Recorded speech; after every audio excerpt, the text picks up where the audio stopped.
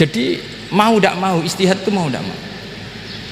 Makanya tidak usah dipertentangkan misalnya cara berpakaian, cara apa, yang penting sesuai aturan Islam ya sudah. Karena ini urusan rasa. Urusan apa? Rasa. Itu Syekh Hasan Basri itu sering jagungan sama Robiah Hadawiyah. Itu secara fikih salah. Tapi pas itu ulama fikih ditanya, kenapa Anda tidak komentar terhadap dua wali besar yang sering ketemu? Andaikan semua santri seperti itu akan saya halalkan, kata. Karena nggak mungkin punya nafsu. Sehingga fikih dulu memang masih asli. Kamu lihat di takrib misalnya, lelaki melihat perempuan itu nggak boleh kecuali sekian alasan. Termasuk boleh itu litaklim karena mengajar, atau lil muamalah. Lah ini yang mulai masalah.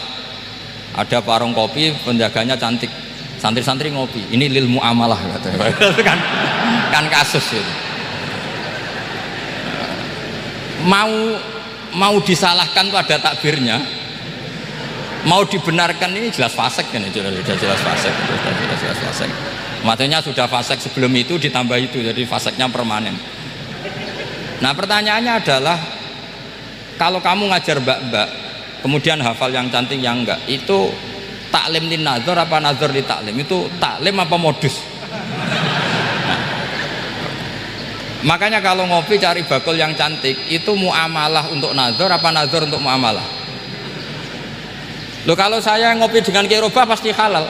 Karena begini, berjalan saja bareng capek, nggak tahu itu warungnya siapa, terus berhenti ngopi, kebetulan bakulnya cantik. Nah itu mungkin halal karena kan saya tidak milih-milih, ingin ngopi kebetulan bakulnya cantik. Kalau kamu kan nggak apal daftarnya, wah itu mesti haram itu mesti haram itu. Karena berarti kan kamu menjadikan ngopi ini modus. Gue jagani nak takok pangeran, lo kok nazar muamalah gusti muamalah. Itu mesti modus. Maka fikih itu harus dikawal oleh tasawuf. Kalau ndak, semua hukum fikih bisa diakalin. Makanya Imam Bukhari punya satu bab namanya Kitabul Khiyal, bab mengkhilaf fikih. Beliau itu antinya sama Abu Hanifah itu luar biasa. Nggak ada ulama dibenci Imam Bukhari kayak Abu Hanifah. Masyhur. Untungnya beliau nggak menangi Abu Hanifah. Kalau menangi geger terus ya. Bisa bahsul masail terus ya. Itu Abu Hanifah itu ulama yang suka khilah. Khilah itu ngerekayasa hukum. Misalnya begini, saya ini puasa agak lemes, ujian agak lemes, apalagi kiai serapati di duit, santri beling-beling lemes ini. Apa mangan ini kan, poso-poso kok mangan kan gak keren. Supaya saya bisa makan dan halal, saya bisa ngajak kiai robai ya jalan-jalan, nyari yang jarak 2 marhalah, ya sudah, terus bisa makan. Kalau ditanya Allah kok makan, musafir.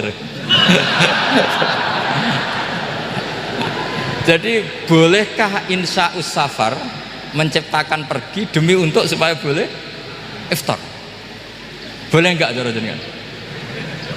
Coba kok enggak boleh, alasannya apa? Kan pergi. Perginya juga enggak maksiat. Itu khilaf. Tapi Sayyid Muhammad, Abuya Sayyid Muhammad bin Alawi, Sayyid Muhammad itu membela Abu Hanifah. Artinya membela jangan semua khilaf itu diharamkan. Karena itu cara, saya ulang lagi, karena itu cara untuk mengawal bahwa hukum Allah itu luas. Karena kalau nggak ada khilaf itu ya kita kesulitan. Misalnya begini, ini penjelasannya, makanya kita harus sering mendengar. Saya itu dulu masih sangat fikih itu protes, kenapa ada poluan polisi wanita. Itu kan pekerjaan cowok ya, pekerjaan pria. Tapi setelah mendapat penjelasan dari polisi itu alasannya masuk akal, Gus. Kadang-kadang orang nakal itu menyembunyikan narkoba itu di alat wanitanya. Itu kalau semua lelaki polisi kayak jenengan masalah itu. Sehingga memang harus ada polisi wanita karena sebagian pengedar narkoba itu perempuan dan menyembunyikannya di tempat itu. Kalau semua polisi cowok kan nggak kebayang.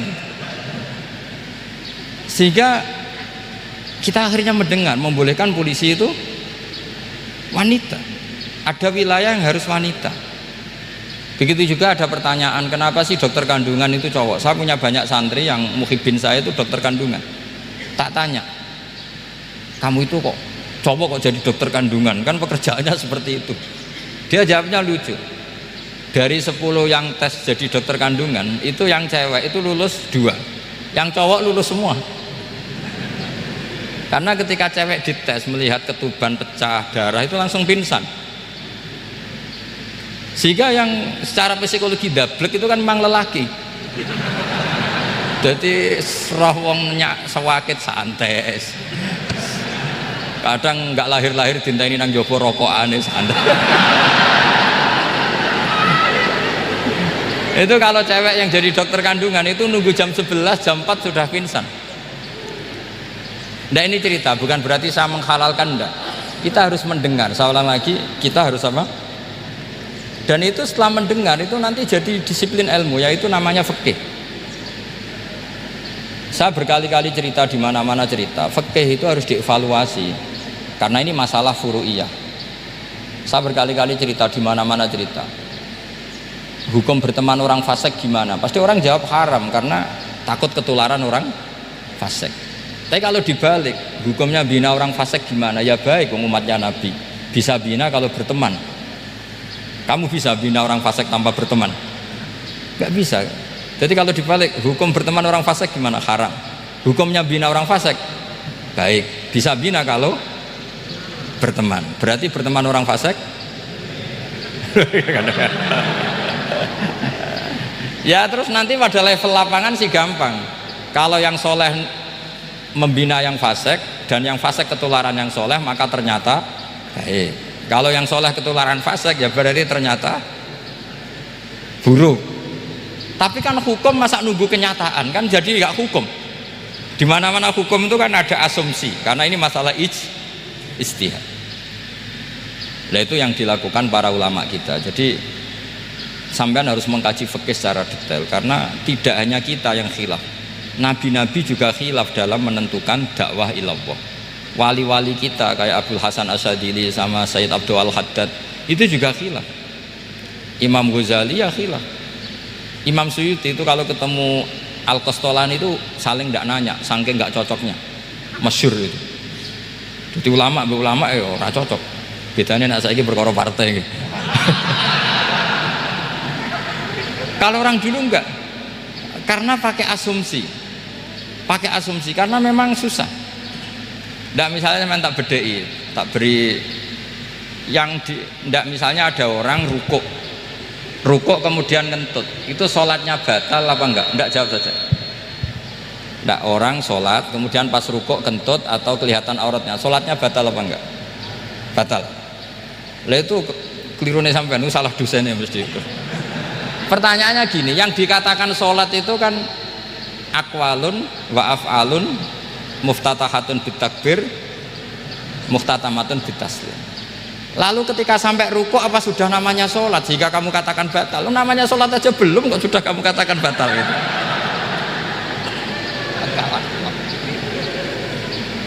Iya kan? Jadi kalau aku mau sholat pas rukuk ngetut batal atau ora? Mestinya jawaban yang benar, ya ora sholat jadinya gitu. Karena kalau dikatakan sholat definisinya harus sampai salah. Tapi kan kita nggak mungkin ngomong seperti itu, kan dianggap majnun. Padahal itu yang benar, yang punya kecerdasan. Nah makanya pertanyaannya, fikih itu ngikuti bahasa awam apa bahasa istilah? Kalau ngikuti bahasa awam ya kayak tadi, sholat kok pas rukuk kentut maka batal. Sebenarnya yang batal itu sholatnya apa rukuknya? Nah makanya terjadi perdebatan. Kalau yang pakar-pakar usuli itu salah istilah itu nggak mau. Saya ulang lagi, kalau pakar-pakar usuli itu salah istilah itu nggak mau. Terus misalnya tak beri contoh lagi. Kalau imam itu sudah salam pertama itu yang rukun kan salam pertama. Berarti setelah salam pertama imam sudah keluar dari sholat apa belum? Sudah kan? Yakin? Ya sudah. Sekarang sama tak bedai. Lalu makmum itu kesunatan langsung berdiri apa nunggu imam salam kedua? Enggak, jawab satu. Nunggu salam kedua kan? Nah, itu kriminalnya sampai anda dalam suki itu. Kriminalnya begini, berarti anda membolehkan makmum bergantung sama orang yang sudah tidak sholat. Kata kamu setelah salam pertama dia sudah tidak sholat. Berarti kamu menginstruksikan makmum berhubungan dengan orang yang sudah tidak sholat, karena sudah keluar dari sholat ketika salam pertama. Kalau kamu didebat gitu gimana jawabnya? Pusing kan? Berarti robtul makmum bisolatiman sing wis laisa fi sholatin. Berarti menggantungkan sholat sama orang yang sebetulnya sudah tidak sholat. Ada yang jawab, sebagian ulama fikih tetap disunatkan menunggu salam kedua, karena salam kedua itu masih paket meskipun tidak rukun, dia paketnya selesai. Tapi selalu pertanyaannya gini, lalu setelah salam pertama itu imam masih sholat gak? Udah sampai pernah dijawab toh? Nah ini pentingnya bodoh, gak mikir. Jadi makanya bodoh itu barokah, karena gak mikir. Jadi soalnya Rabbana ma khalaqta hadza apa? Batila. Sing bodoh ya barokah, sing pinter ya barokah. Sing ora barokah itu maksiat. Wis ora ono barokah blas. Maka kan fikih itu seperti itu. Jadi ada disiplin, di situ ada disiplin ilmu. Yang kadang kita tidak cocok. Makanya Imam Syafi'i sendiri ngendikan, kadang beliau dengan gurunya, dengan Imam Malik sampai ngarang ikhtilafu Malik. Beliau punya data yang beliau itu sedang nggak sama dengan gurunya, yaitu Imam siapa? Malik. Karena mindsetnya itu beda. Tidak sampai misalnya saya tanya, sholat itu harus menghadap kemana? Tidak, jawab saja kiblat kan. Ukurannya apa coba? Namanya madhep, wajah apa dada? Imam Syafi'i milihnya dada. Sekarang praktekkan dalam dialog keseharian. Saya jagungan sama Kiai Roba seperti ini, terus wajah saya begini, madhep enggak? Nah itu masalah. Terus pertanyaannya, madhep dengan dada itu fis sholat apa fil qiyam?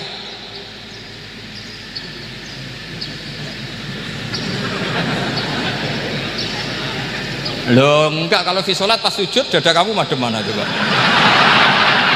Kamu enggak pernah mikir kan? Ya madhep pakai dada itu kan kalau berdiri, kalau rukuk sama sujud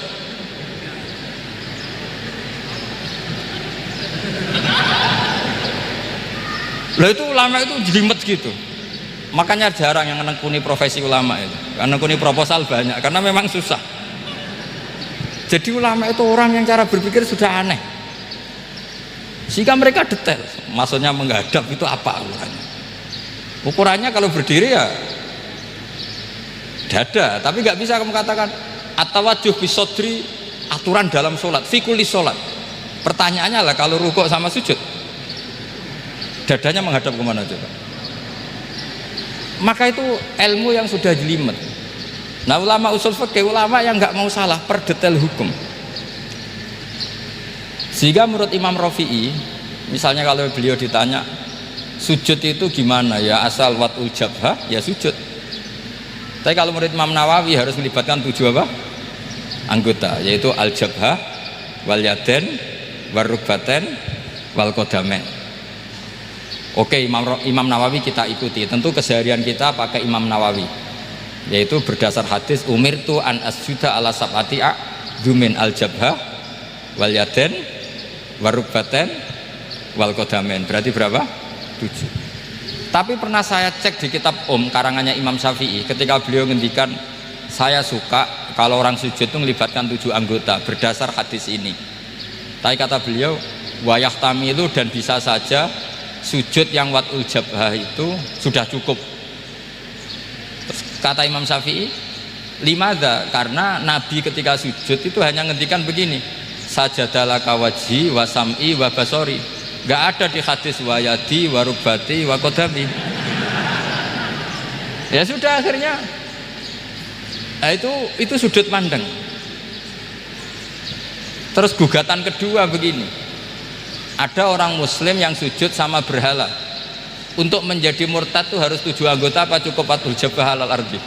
Untuk sah menjadi murtad itu, untuk sah menjadi murtad cukup watul jabhah alal ardi harus 7 anggota untuk keabsahan murtadnya itu.